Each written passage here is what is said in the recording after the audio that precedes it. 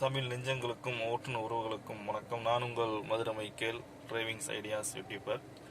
நாம் இன்னைக்கு ரெண்டு ஐடியாக்கள் பார்க்க போகிறோம். எதை பற்றினா ஹாரன் எப்போது அடிக்கணும், எப்போது அடிக்கக்கூடாது, அதை மட்டும்தான் பார்க்க போகிறோம். நான்குவழி சாலையில் ஹாரன் எப்போது அடிப்பது, சிட்டிக்குள்ளே டிராஃபிக் டயத்தில் சிட்டியில் நீங்கள் ட்ராவல் பண்ணும்போது ஹாரன் எப்போது அடிக்கிறத மட்டும் இப்போ பார்க்க போகிறோம். ஹாரன் நீங்கள் டிராஃபிக்கில் சாலையில் பயணம் செய்யும்போது முன்னாடி பைக்கில் சில கை குழந்தைகளை வச்சுருப்பாங்க.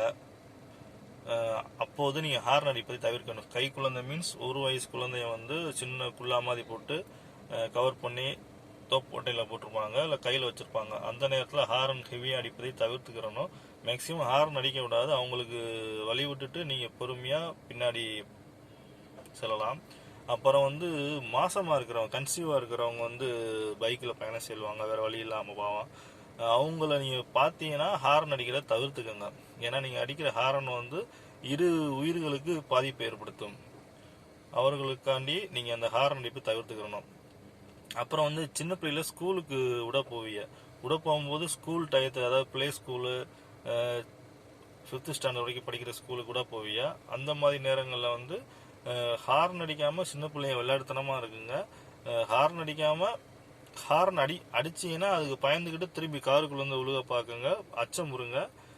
அதையும் தவிர்த்துக்கிறணும். ஹைவேஸில் நீங்கள் ட்ராவல் பண்ணும்போது 4 ரோடு கிராஸ் ஆகும் பற்றில மேக்சிமம் எல்லோ லைட் அமர்ந்து தெரியும்.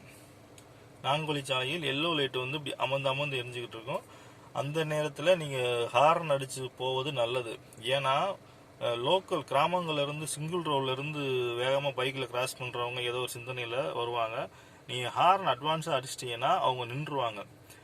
இதேபோல் மேலும் பல வீடியோக்களை பார்ப்பதற்கு மதுரை மைக்கேல் டிரைவிங்ஸ் ஐடியாஸ் யூடியூப்பரை லைக் பண்ணுங்கள், ஷேர் பண்ணுங்கள், சப்ஸ்கிரைப் பண்ணுங்கள். தேங்க்யூ.